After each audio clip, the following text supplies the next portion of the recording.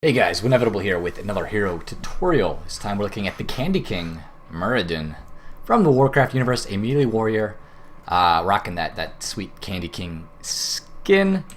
I mean, who doesn't like lollipops, right? I don't even know what to say about this guy. He's got a cool dance, a couple cool skins. The Master skin's really cool. There's another paid-for skin that's nice. He's a lot of fun right now. He's a very popular hero. You could basically say he has an endless health pool right now.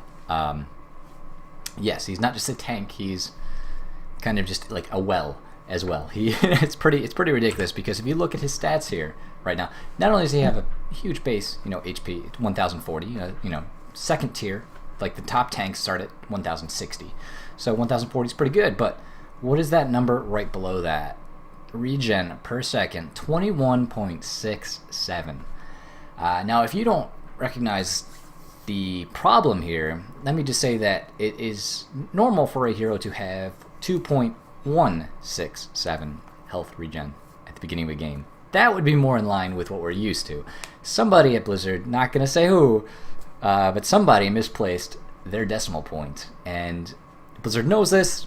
There was another bug with him we'll talk about later, that they patched out. This one, I don't know. I think they're planning on addressing it in a future patch, but they also are looking at how it works, because right now it's made Muradin a viable pick in competitive play, and we're actually seeing him used. Whereas, you rewind back to like maybe a month and a half ago, you didn't see a Muradin that much at all, really.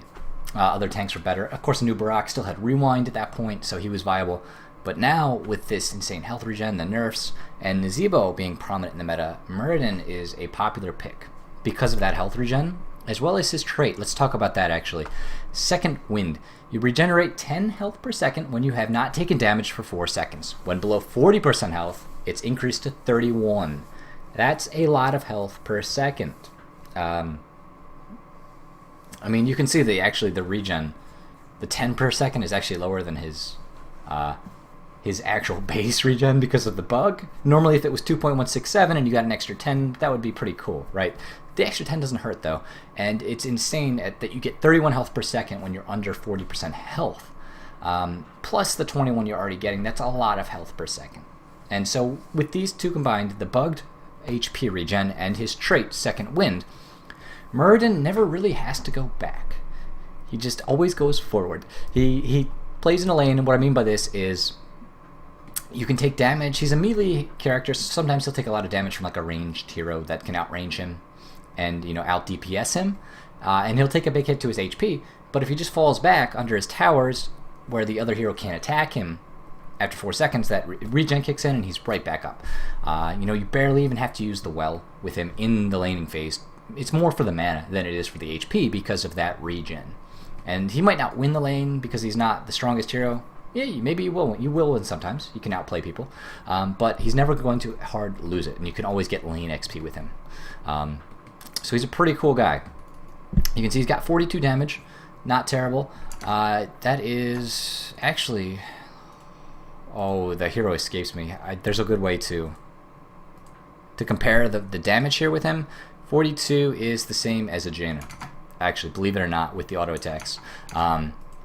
Surprising statistic, right? Jaina has the same damage as a Muradin, and also the same hit points as a Falstad, but that's a separate point. That's Jaina. This is Muradin. He's not going to wow you, especially late game. The damage doesn't scale that well. It's 194 at the end of the game. Like Zeratul like 293. So it's not insane, but he's got all that health, and he can still hit you where it hurts. We talked about the trait, so let's show off his abilities, tackle some minions. He's got some CC, this guy. He's got a couple different ways he can stun people with his kit. Now his basic Q is called the Stormbolt. It's a mana cost of 60, cooldown of 10 seconds. You throw the hammer, it deals damage to the first enemy hit, and it stuns them for 1.5 seconds. It's really good to use that on heroes. Now there's a short wind-up time. Just for those, it was kind of at the edge of the screen. Let's recast it. That is it. You can see there's a little bit of a wind-up there after I clicked. And then he launches the Stormbolt. It will hit the first target and stun. So if it's not the hero you intended to hit, it'll hit somebody else. You have to be careful. Really time those out. It's also not too hard to miss those because of that wind-up if you're not used to it. That was W. That is his Thunderclap. It's an area effect spell like that. it deals damage. You can see I'm taking a bit. Watch this. We'll show you the regen. I'm backing up, and wait for it. That is my second wind kicking in under 40%, and I'm getting all of this health right now. You can see his health just going back up. But back to Thunderclap as Arthas falls. How many times has Arthas died in one of these tutorials, I'll tell you.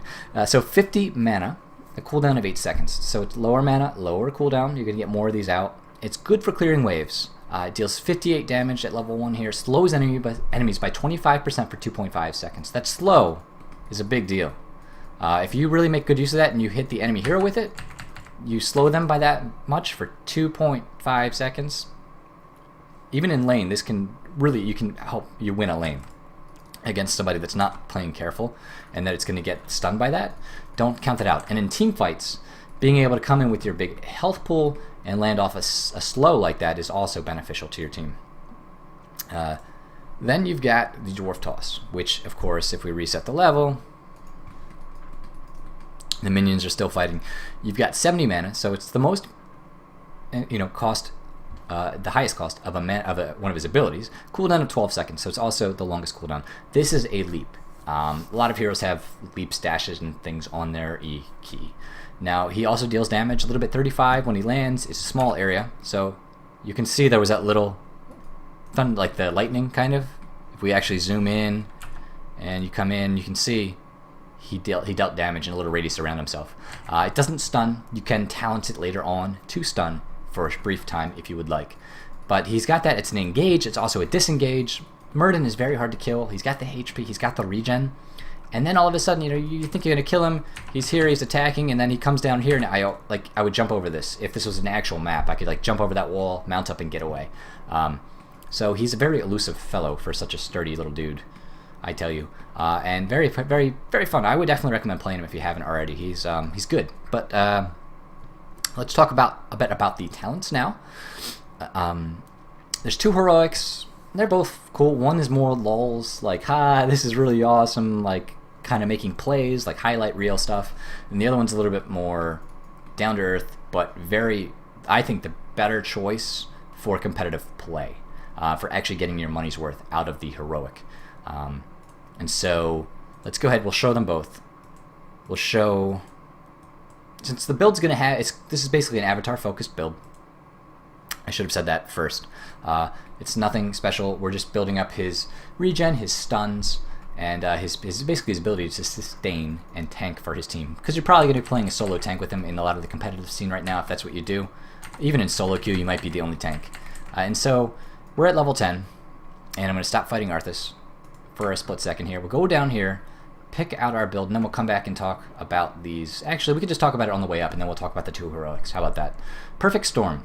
There's a couple cool choices here on level 1, but we're going to go with Perfect Storm. Every time you damage an enemy hero with your Q, your Stormbolt, you get 5 extra damage permanently added on to that. So right now, you can see the current damage bonus for Perfect Storm is 0. It does 140 damage. We're at level 10. You would take this at level 1, so you wouldn't be doing this much damage early. But just, you have 140 damage right now, right? Now, if I go and I'm in lane against Arthas and he's clearing the minions and then I stun him with that, that's 5 extra damage on every Q for the rest of the game.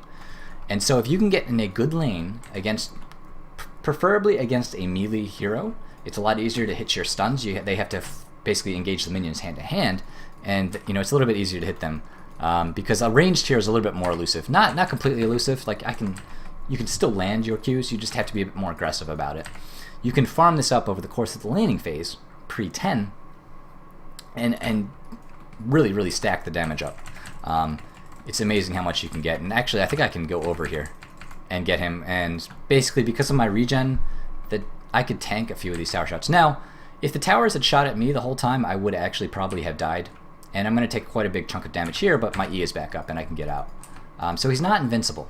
But occasionally you can get away with sniping Moonwells, which is kind of funny if you do it right and you have an escape planned.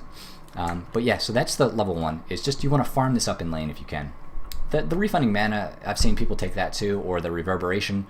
This actually reduces attack speed with your W.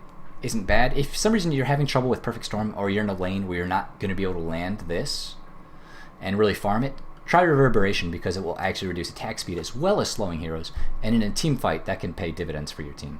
That can really be a good thing. But I love taking Perfect Storm and farming that. Level 4, there's a couple choices here. The big one I would suggest going with is going to be the crowd control. You actually reduce, when your Thunderclap hits, the W, every enemy it hits reduces the cooldown by 0.75 seconds. It's an 8-second cooldown in a wave of minions. Let's refresh everything, toggle the minions.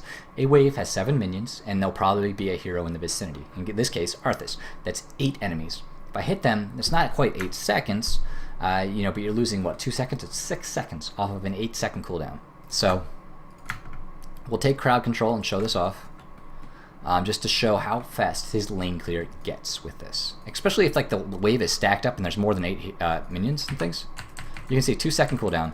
And then I'm back in and I come over here and I hit a little bit slower. I could have actually hit an extra minion with that, and then we're coming in here. And you can see the wave clear is pretty good. Now I don't really want to use the W as mana at this point. I mean, I could to actually try and get a kill on Arthas here. See if I can body block him out.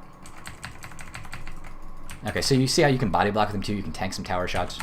And then the bot's going to come back out and could have killed him there. But and then to get carried away, that's really, really good. And if there's like late game, there's a huge wave pushing, and you have to somebody clear it. You can actually clear it with that talent, because there'll be like 10 minions stacked up, and you'll get an 8-second reduction immediately, and you can basically W, and you'll be able to clear the wave pretty fast. I think it was Soldier put a highlight video out of that on his Twitch.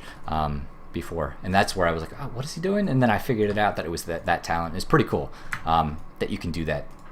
The other choices, I mean, if you could take Second Wind here, for it increases your trait by a lot. So your regeneration rate goes to 52. Right now it is 34, so that's 18 extra regen, and then of course the 172 below 50% instead of 40%. So this gives you a substantial amount of healing in a game where the other team has a ton of damage and you need a bit more healing. The thing is, it also takes 4 seconds to activate, so I'm not sure I really like this. This isn't going to help you out in the middle of the fight. That's why I really don't take it. If it was like your base, if it actually stacked onto this and was always present, not just after not taking damage for 4 seconds, I'd probably recommend that more than I would the crowd control, but it's not going to help you in the middle of a team fight. Sledgehammer is a fun one. If you want to do like more of a push-oriented build, you actually deal 400% damage with your Q to minions and structures, and it destroys 4 ammo. If you were running with, say, an Asmodean Abathur or something, or any kind of promote comp that's pushy, you can actually farm your Q in lane early with the level 1 talent, Perfect Storm, and then you take Sledgehammer on 2, and what you'll do is you'll be able to destroy buildings so quickly. So it's up to you. If I would recommend, if you're against like an Asmodean or an Abathur or anybody who's pushing hard with promote, crowd control is going to be good for that, if that's what you're up against. Sledgehammer, meanwhile, is good if you are the pushing comp and you're trying to push down buildings. Or you're on, say, like maybe Haunted Mines, like a map like that where it's like the tick-tock clock as the golems are pushing towards each other's cores. The Sledgehammer is actually really good there too. You can get extra damage in on structures and kind of speed up the process that the progress of your golem. But these, I would recommend one of these two. Crowd control is probably the more go-to one here, but I've taken Sledgehammer before and then you really have to use your Q instead of using it on. You use it on heroes early to farm, and then when you can, you take it to the buildings as well, and you can knock them down pretty fast. Level 7 depends on the team comp here. Now, the main one here is Piercing Bolt. It's another Q upgrade for your Stormbolt. It will penetrate now and hit 2 targets. So you can see I hit both of those minions. Not the best choice, but if if there's a minion in front of a hero, you can hit both of them. More importantly, if there's somebody body blocking you from hitting another hero, you can hit both of them. And this is really good against, let's say, a Nazebo composition where they have a Nazebo and somebody's basically peeling for him. You can stun them both, and you can knock him out of a Ravenous Spirit with this. So if I see a Nazebo or anybody who's channeling something like that, I'm going to most likely go with Piercing Bolt on 7 to make sure I land that stun in team fights and knock him out of his Ravenous Spirit, or whatever it is, whatever ability is you want to stop, just to have it there and have that Piercing Bolt. It'll also actually stack, and if you hit 2 heroes, you're going to get 10 extra on that versus just 5. So that depends on the comp. If I see something I need to stun, I need to have that money hit, then I'm going to go with the Piercing Bolt. Otherwise, I actually like to take battle momentum. Some people might say landing momentum here, you get an extra speed off of your dwarf toss, which is kind of cool. You know, I wouldn't take follow through, I don't think, not with Muradin, just because your basic attacks aren't doing a ton of damage anyways, and that's not really your focus. But battle momentum is cool because it reduces your cooldowns on everything, including your heroics. And so if you're going in here and you're getting attacks down, and your heroic's going to go down and down and down as you're attacking, you're going to get more Qs and Ws and Es. So if I really don't need the piercing bolt, I'll actually go for a battle momentum. And that's mostly just to get my heroic back up faster. It's not really for the basic abilities. It does help those too, but it's really, when I get battle momentum, it's usually just to speed up my heroic and reduce that cooldown timing on it, which is something that a lot of people don't realize that it does that. Level 10, as I said, this is going to be an avatar build, but let's show off Haymaker first. It's kind of a like a flashy play. Cooldown of 50. It deals, you can see at level 12, it's 540 damage. So if we pull up, let me pull up this real quick. Alright, so Haymaker does about 500 at level 10 and then 700 at level 20. So you're getting 20 per level. It knocks an enemy away from you, and it deals extra damage to anybody hit by that enemy when you knock them back. You can see 135 splash damage here, so it's not a lot of splash, but a good amount, and it knocks them aside as well. A little bit hard to show off here with one hero, but if I come up here with the Haymaker, and I come up and I go up to Arthas, you get that bowling ball sound. And I'll play it again so you can hear it. So you can just knock the pins down. Of course, something you can do is say, the enemy's up here, I can come in, I can dwarf toss behind them, and then Haymaker them back into my team. Or if somebody on the enemy team is jumping into my team and causing disruption, like a Chen, well, I just Haymaker them away. It's almost like a mini Dragon Knight kick. And it's a very flashy play. You can get kills with it. You can do a ton of damage. It's pretty cool. And I would maybe take this against more of the troublemaker heroes that are giving problems to my team that I need to peel with. If I need to peel with that, you could potentially take this. But more often than not, I'm going to go with Avatar. And so let's go ahead and level up. We'll go up to 20 this time, and we'll walk through 13, 16, and 20 as well. And we'll talk about Avatar. Avatar is you're going to be your go-to heroic. Haymaker, like I said, is flashy, is fun, but I think you get more value out of the Avatar. Alright, so we took Perfect Storm, and we're going to take Crowd Control, and Piercing Bolt will say we'll need that extra stun. And then Avatar, right? So this is a temporary health boost. It lasts for 20 seconds, 100-second cooldown. It's a long cooldown. You get 2,000 health. We're at level 20, right? So it's going to be, I think, 1,000. I have the numbers here in front of me. 1,250 at level 10. So it's still a good chunk of change. It's extra 75 per level, and it basic attacks stun, most importantly. That's very important. Get rid of that for a second. And here you go. So it's 100 mana, 100 cooldown. We come out here, we pop it. That is the Candy King. Now it's it's a little different with the default skin, but you can see I actually stun him for I think 0.5 seconds. Is it? It's a very brief stun, but it's a stun nonetheless, and you get a huge health boost.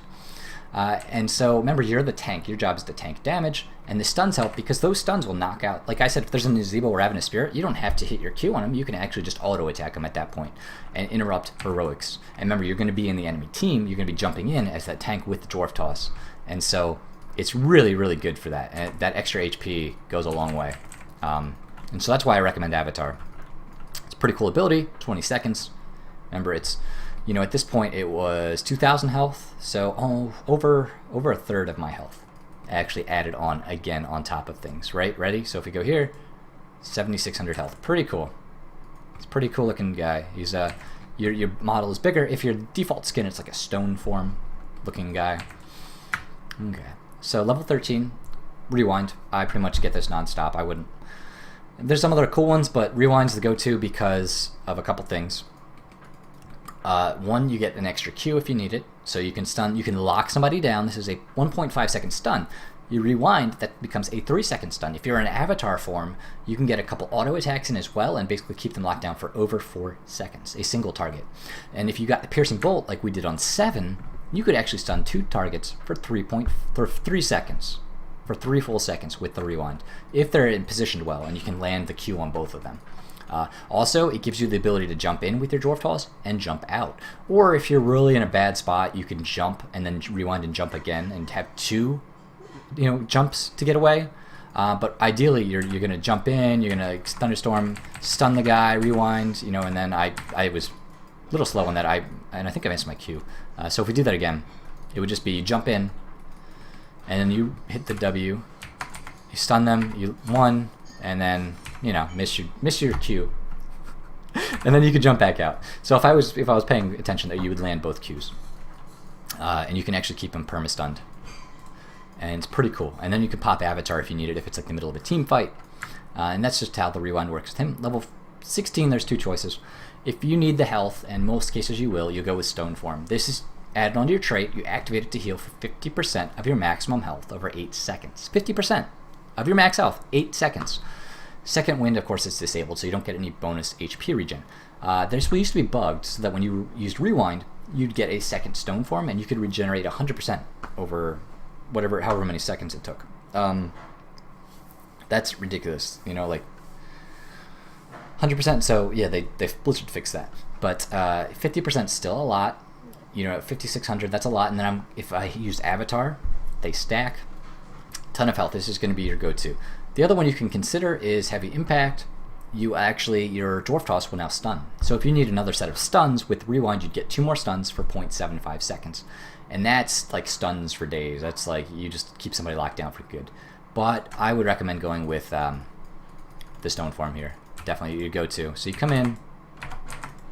That time I got it, and then of course I could. I can't. I did use the. Maybe if we go out here, I wanted to show off the Stone Form. Okay, so we'll take some of this. And the clear cooldowns doesn't actually work on the trait. That's important to note. Okay. I think that has to do with how Blizzard fixed the bug. You can't actually clear the cooldown on Second Wind, so I can't really show that off. But, by the time we're done, I can actually activate it and show you. Level 20, pretty straightforward. Resurgence, that's your go-to. The upgrade isn't bad, and disables are reduced by 75% while you're in Avatar form. That's a pretty big bonus, and the duration's increased by 30%. So, 30% of 20 is about 7 seconds, a little bit less than that. So that's a big bonus. If you're ahead, you could get away with this. Grand Slam gives you a second Haymaker charge if you took Haymaker at level 10. And the damage is increased by 25%. That's kind of really, really fun for making plays. If you really want to have fun in the game, and you're not, set on winning necessarily. And then Resurgence is Resurgence. So, we all know what Resurgence does. But if we refresh the forts, we'll take some damage, and then we'll pop the Stone Form. So he's very tanky. He's got a good amount of stuns, and you can usually get away from most situations surviving pretty easily. You can see there's the health regen. I'm just regenning through all of these tower shots, and at level 20, I'm pretty sure I can just tank these. There's, 4 shots left? Yeah, I can tank all of this. So I just tanked 2 towers worth of shots with the Second Wind, and I didn't even go down below 4,000 HP. Pretty tanky dude. The way we build him is to get extra stuns and extra health, and that's the big thing. Build up that health, build up those stuns for you, and you're going to win team fights. So let's go ahead and get into an actual game with him, guys. But thanks for watching, and hope you enjoyed it. Let me know what you think. I'll see you guys soon.